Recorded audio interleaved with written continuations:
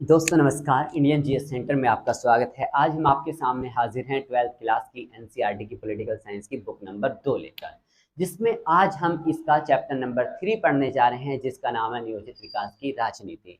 इसमें हम one by one एक एक चीज को क्लियर करते हुए चलेंगे, ताकि बहुत अच्छे ढंग से और आसान भाषा में स्टूडेंट्स को समझ में आ जाए और वो अपने एग्जाम्स में इसका लाभ उठाकर अच्छे मार्क्स पाएं। आइए शुरू करते हैं। देखिए, सबसे पहले बात हम करते हैं नियोजित विकास की राजनीति की, यानी कि नियोजित विकास की राजनीति क्या होती है। देखिए, इसका जो शुरुआत होती है वो कुछ इस तरह से होती है। 14-15 अगस्त की रात को भारत को आज़ादी मिल जाती है और आज़ादी मिलने के बाद भारत के सामने 3 समस्याएं मुंह बाहें खड़ी होती हैं, जिनमें पहली समस्या होती है देश के अंदर एकजुटता और अखंडता को बनाए रखना, दूसरी होती है लोकतांत्रिक व्यवस्था का निर्माण करना, और तीसरी समस्या होती है आर्थिक विकास करना। आर्थिक विकास करने के लिए ही नियोजित विकास की राजनीति को अपनाया गया, ये बात समझने की है।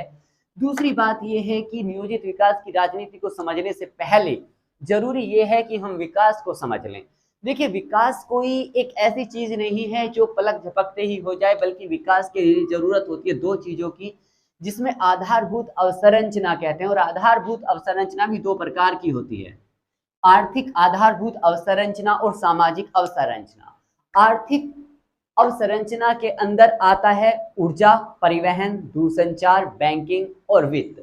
सामाजिक आधारभूत अवसंरचना में आता है शिक्षा, स्वास्थ्य, आवास, साफ सफाई और जलापूर्ति। लेकिन कुल मिलाकर विकास का अभिप्राय इस तरीके से है कि जब लोगों के जीवन में तब्दीली आती है, उनके जीवन में खुशहाली आती है, उनके जीवन में समृद्धि आती है और उनका जीवन खुशहाल होकर आगे बढ़ने लगता है। अब बात हम करते हैं कि नियोजन की। नियोजन क्या होता है? जब विकास करने के लिए सोच समझकर अच्छे ढंग से एक नीति बनाई जाती है, खाका तैयार किया जाता है, उसे नियोजन कहते हैं। ठीक है, उसे नियोजन कहते हैं। अब सवाल उठता है, नियोजनात्मक राजनीति क्या है? नियोजनात्मक राजनीति का अभिप्राय इस व्यवस्था से है कि सोच समझकर कि किस सेक्टर में कितना विकास करना है, किस मद पर कितना खर्च करना है और क्यों खर्च करना है, इसके लिए पूरा एक रोड मैप बनता है। इसको नियोजनात्मक विकास की राजनीति कहते हैं। अब बात करते हैं हम भारत में नियोजन की प्रणाली क्यों अपनाई गई। देखिए, भारत में नियोजन की प्रणाली को अपनाने के पीछे 3 मोटे मोटे कारण थे। पहला कारण तो ये था कि यूरोप में 1933 में आर्थिक मंदी आई थी। इस आर्थिक मंदी के परिणाम स्वरूप पूरा यूरोप हाहाकार करने लगा था। दूसरी बात यह है कि इस आर्थिक मंदी के बावजूद जर्मनी और जापान ने अपनी अर्थव्यवस्था को उभारा था। जर्मनी और जापान ने अपनी अर्थव्यवस्था को उभार लिया था, जबकि इन्होंने प्रथम विश्व युद्ध और द्वितीय विश्व युद्ध भी झेला था। तीसरी बात यह है कि 1940 का जो वक्त था, सोवियत संघ रूस के लिए बहुत ज्यादा मुश्किल भरा हुआ था। साथ ही साथ द्वितीय विश्व युद्ध चल रहा था और उसमें वो भी शामिल था, मगर उसने अपनी अर्थव्यवस्था को फिर भी बहुत बेहतरीन ढंग से, शानदार तरीके से आगे बढ़ाया। परिणाम स्वरूप दुनिया ने देखा कि नियोजनात्मक विकास प्रणाली के परिणाम स्वरूप इतनी ज्यादा चैलेंज जो अंतरराष्ट्रीय स्तर पर आए थे, इन देशों ने उनसे मुकाबला कर लिया। तो इसी चीज को देखते हुए भारत ने भी नियोजनात्मक विकास प्रणाली को अपनाया। नियोजनात्मक विकास प्रणाली को अपनाने में बॉम्बे प्लान का बहुत बड़ा योगदान है। बॉम्बे प्लान क्या है, इसको समझना बेहद जरूरी है। सबसे पहली बात यह है कि 1943 में बंबई के 8 उद्योगपतियों ने एक प्रस्ताव पेश किया था, एक रिपोर्ट पेश की थी भारत सरकार को, जिसका नाम था a plan of economic development. Plan of economic development, जिसके परिणाम स्वरूप कहा गया था कि सरकार को नियोजनात्मक विकास प्रणाली अपनानी चाहिए और उद्योग धंधों पर सरकार को नियंत्रण रखना चाहिए कि विकास कैसे होगा, ये सरकार को खुद देखना चाहिए। बॉम्बे प्लान को ही आगे चलकर भारत के आर्थिक भविष्य का ब्लूप्रिंट कहा गया। भारत के आर्थिक भविष्य का ब्लूप्रिंट कहा गया। परिणाम स्वरूप बॉम्बे प्लान ने भारत में नियोजनात्मक विकास प्रणाली को अपनाने के लिए महत्वपूर्ण रास्ते खोल दिए। इसके बाद एक नई चीज होती है कि बॉम्बे प्लान के परिणाम स्वरूप भारत सरकार 15 मार्च 1950 को योजना आयोग की स्थापना करती है। 15 मार्च 1950 को भारत सरकार योजना आयोग की स्थापना करती है। योजना आयोग के जो प्रथम उपाध्यक्ष थे वो गुलजारी लाल नंदा थे और योजना आयोग के अंतिम उपाध्यक्ष मोंटेग सिंह अहलूवालिया थे। योजना आयोग ने 12 पंचवर्षीय योजनाएं लागू की। साथ ही साथ 12वीं जो पंचवर्षीय योजना थी वो सन 2012 से लेकर 2017 तक चली। योजना आयोग के जो मुख्य काम थे वो ये देखना था कि देश के अंदर जो आर्थिक संसाधन हैं वो कितने हैं, साथ ही साथ ये पता करना था देश के अंदर भौतिक संसाधन कितने हैं उनका पता करना था। योजना आयोग का तीसरा काम ये था कि देश के अंदर पंचवर्षीय योजना बनाए, पंचवर्षीय योजनाओं को लागू करे और पंचवर्षीय योजनाओं को जनता के सामने रखे और उनका समय समय पर मूल्यांकन करना योजना आयोग का काम था। लेकिन जैसे ही मोदी गवर्नमेंट आती है 2014 के मई में, तो आते ही 17 अगस्त 2014 को मोदी सरकार योजना आयोग को खत्म कर देती है और योजना आयोग के स्थान पर एक नया कमीशन लेकर आती है मोदी गवर्नमेंट, जिसका नाम है नीति आयोग। स्थापना जो होती है, नीति आयोग की स्थापना 1 जनवरी 2015 को होती है। नीति आयोग की जो फुल फॉर्म है national institution transforming India, national institution for transforming India. अब नीति आयोग करता क्या है? नीति आयोग सबसे पहले तो भारत सरकार का थिंक टैंक है। दूसरी बात, नीति आयोग नीचे से लेकर ऊपरी स्तर की तरफ योजनाओं का क्रियान्वयन करता है या यूं कहें कि नीति बनाता है। योजना आयोग केंद्र सरकार और राज्य सरकारों के बीच समन्वय यानी तालमेल बैठाने का काम करता है। योजना आयोग अंतरराष्ट्रीय मामलों या अंतरराष्ट्रीय नीति और समझौतों के संदर्भ में केंद्र सरकार और राज्य सरकारों को सलाह देता है। ये नीति आयोग के कार्य हैं जो कि रिप्लेस किया योजना आयोग को। नीति आयोग का मुख्यालय नई दिल्ली में ही है, जहां पर योजना आयोग का मुख्यालय था।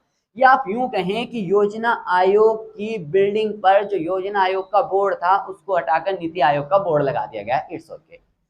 अब बात करते हैं पंचवर्षीय योजनाएं। देखिए, पंचवर्षीय योजनाएं क्या होती हैं? पंचवर्षीय योजना का मतलब है जब किसी देश की सरकार के द्वारा अपने देश का विकास करने के लिए 5 साल के लिए कंप्लीटली रोड मैप बनाया जाता है कि 5 साल में हम क्या क्या करेंगे, कहाँ कहाँ करेंगे, कैसे कैसे करेंगे। इस पूरी प्रक्रिया को पंचवर्षीय योजनाएं कहते हैं। अब बात करते हैं प्रथम पंचवर्षीय योजना की। जो प्रथम पंचवर्षीय योजना थी वो 1951 से 1956 में प्रथम पंचवर्षीय योजना लाई गई थी। ये प्रथम पंचवर्षीय योजना हेराल्ड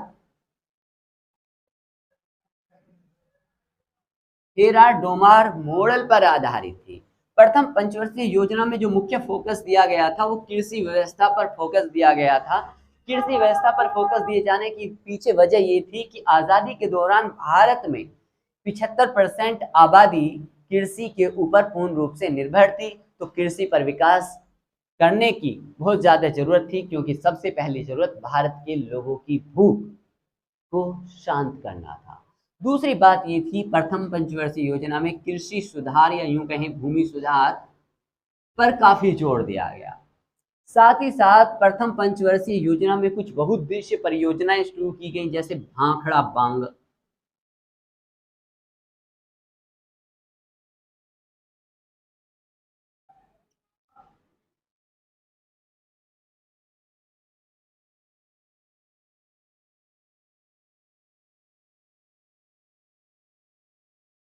प्रथम पंचवर्षीय योजना में कुछ बहुउद्देशीय परियोजनाओं पर काम किया गया, जैसे भाखड़ा नांगल बांध परियोजना, दामोदर घाटी बहुउद्देशीय परियोजना, हीराकुंड बांध बहुउद्देशीय परियोजना।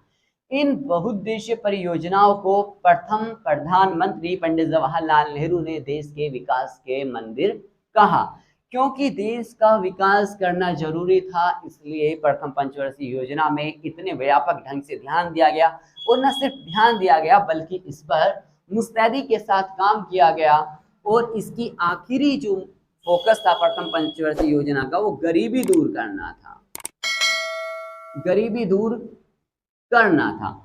अब बात हम कर लेते हैं कि दूसरी पंचवर्षीय योजना में क्या था। अब बात करते हैं हम कि दूसरी पंचवर्षीय योजना में क्या था और दूसरी पंचवर्षीय योजना कब आई और उसमें क्या क्या था। देखिए, दूसरी जो पंचवर्षीय योजना है, दूसरी पंचवर्षीय योजना 1956 से 1961 के लिए थी। दूसरी बात, दूसरी पंचवर्षीय योजना पीसी महालनोबिस के मॉडल पर आधारित थी। तीसरी बात इसमें यह था कि उद्योग धंधों पर बहुत ज्यादा जोर दिया गया था, उद्योग धंधों पर बहुत ज्यादा जोर दिया गया था।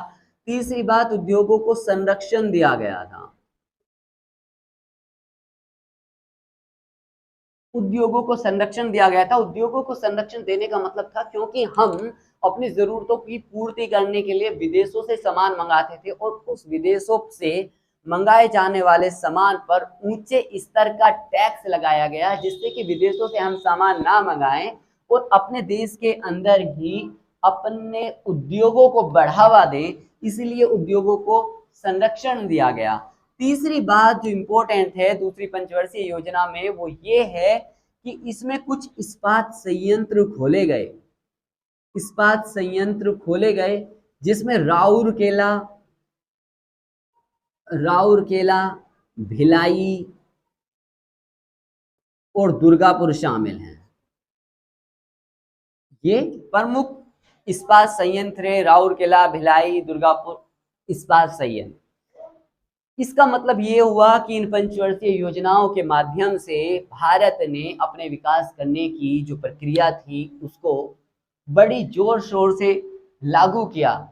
और अगर हम इनका मूल्यांकन करें कि प्रथम पंचवर्षीय योजना और द्वितीय पंचवर्षीय योजना से हमें क्या क्या मिला, तो हम कह सकते हैं कि प्रथम पंचवर्षीय योजना और द्वितीय पंचवर्षीय योजना के परिणाम स्वरूप हमारे आर्थिक नींव रखी गई, यानी हमारे देश की आर्थिक विकास की नींव रखी गई। दूसरी बात ये हुई कि हम कृषि क्षेत्र में काफी डेवलपमेंट कर पाए। तीसरी बात ये हुई कि हम कृषि क्षेत्र के डेवलपमेंट के साथ साथ उद्योगों के डेवलपमेंट की भी अच्छे तरीके से नींव रख पाए और परिणाम स्वरूप हमारा विकास लगातार होते चला गया।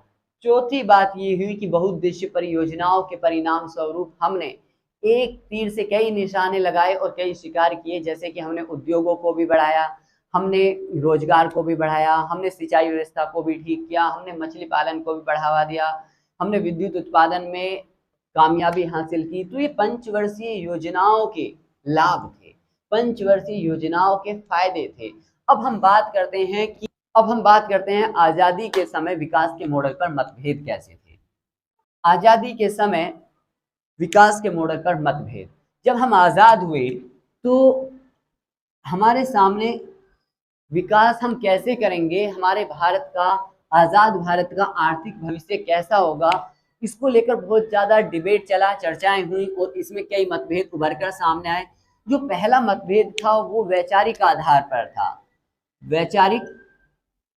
वैचारिक आधार पर था और वैचारिक आधार पर भी ये पूंजीवाद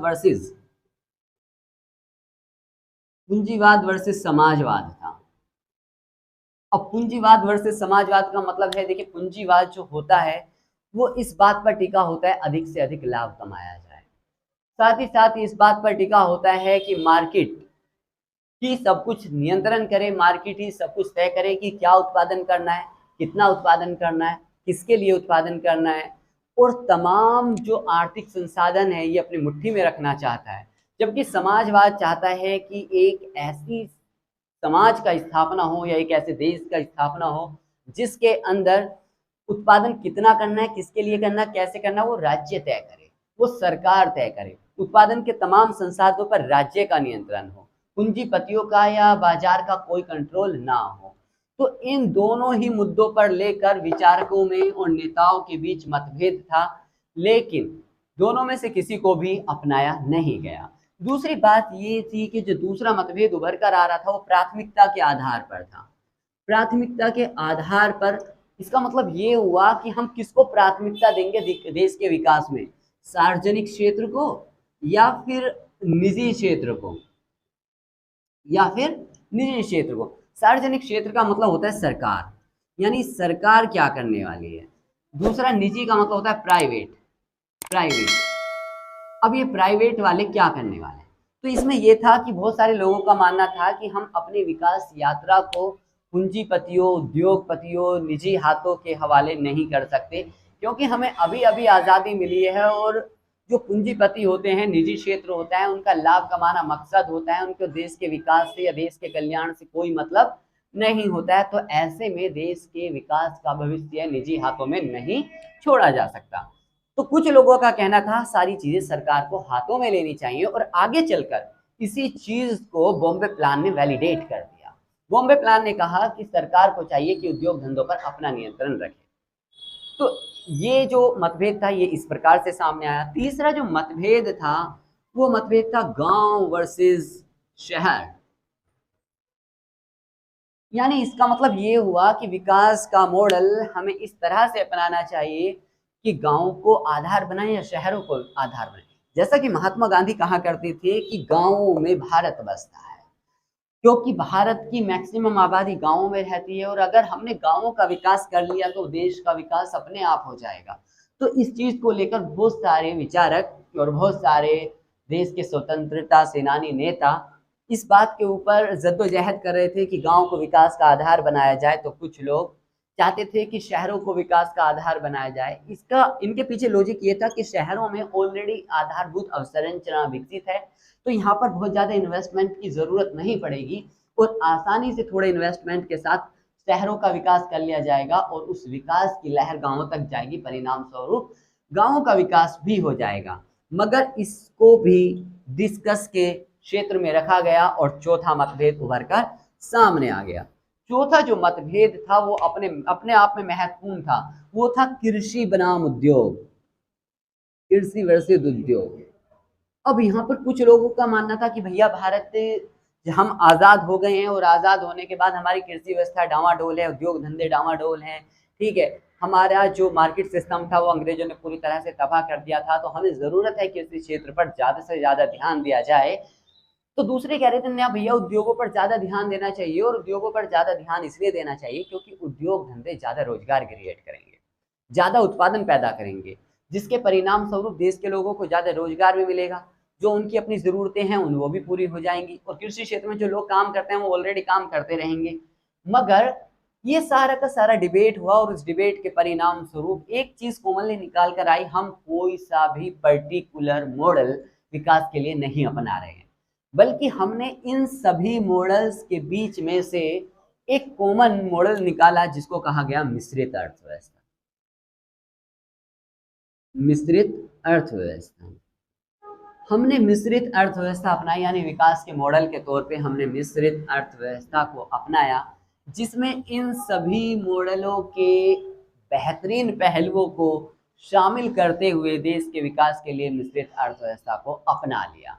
इसका मतलब हुआ मिश्रित अर्थव्यवस्था में वो सभी अच्छी अच्छी चीज़ें थी जो समाजवाद, पूंजीवाद, निजी और सरकारी क्षेत्र में थी, गांव और शहरों से ली गई थी, वो तमाम चीज़ें इसमें शामिल कर ली गई, और देश की विकास यात्रा के लिए हमने योजना आयोग की स्थापना कर दी।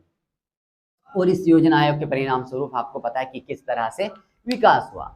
अब हम हरित क्रांति की बात करते हैं। हरित क्रांति क्या है, कैसे हुई, ठीक है। तो इसमें सबसे इम्पोर्टेंट चीज़ बात यह है कि जो हरित क्रांति शब्द है, हरित क्रांति शब्द का जन्मदाता विलियम गैड हैं, जिन्होंने 1958 में हरित क्रांति शब्द दिया।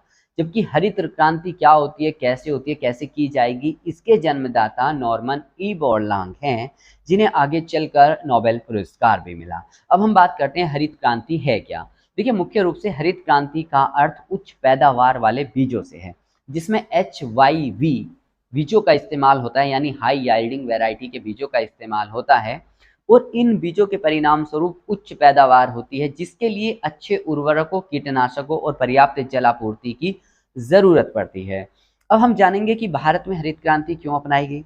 सबसे पहली बात तो ये है कि 1967-68 में भारत में हरित क्रांति अपनाई जाती है, और हरित क्रांति के अपनाए जाने का एक तात्कालिक कारण था, वो कारण था कि 1970 के दशक में भारत में अकाल पड़ा, और इस अकाल के परिणाम स्वरूप खाद्यान्नों की आपूर्ति में कमी हो गई। खाद्यान्नों की आपूर्ति में जब कमी हो गई तो इस खाद्यान्नों की पूर्ति को करने के लिए विदेशों से खाद्यान्न मंगाया गया, जो कि भारतीय लोगों के अनुकूल नहीं था, क्योंकि उनमें ज़्यादा कीटनाशकों का इस्तेमाल हुआ था। दूसरी बात यह है कि हरित क्रांति की ज़रूरत इसलिए भी पड़ी क्योंकि स्वतंत्रता के समय 75% आबादी कृषि पर आधारित थी। दूसरी बात यह है कि कृषि की उत्पादकता बहुत ज़्यादा कम थी, जो भारतीय लोगों की भूख या उनकी ज़रूरतों को पूरे नहीं कर सकती थी। हरित क्रांति का तीसरा कारण ये था कि पुरानी टेक्नोलॉजी का इस्तेमाल हो रहा था और नई ज़माने की नई टेक्नोलॉजी की ज़रूरत थी, जो वो पर्याप्त मात्रा में मिल ना पाई। चौथा कारण ये था कि कृषि मानसून पर आधारित थी। पर्याप्त मात्रा में अगर मानसून आए तो कृषि अच्छी होती थी और मानसून कम आए तो कृषि कम होती थी।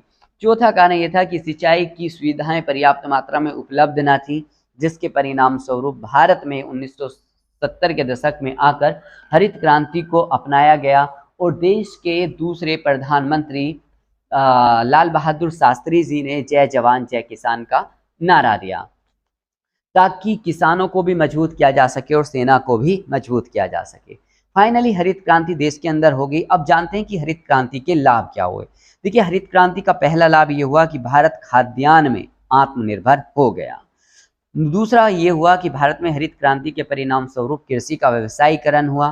तीसरा लाभ ये हुआ कि भारत आत्मनिर्भर होने के साथ साथ अब निर्यात करने वाला भी बन गया। पहले हम मांगने की स्थिति में थे, अब देने की स्थिति में आ गए।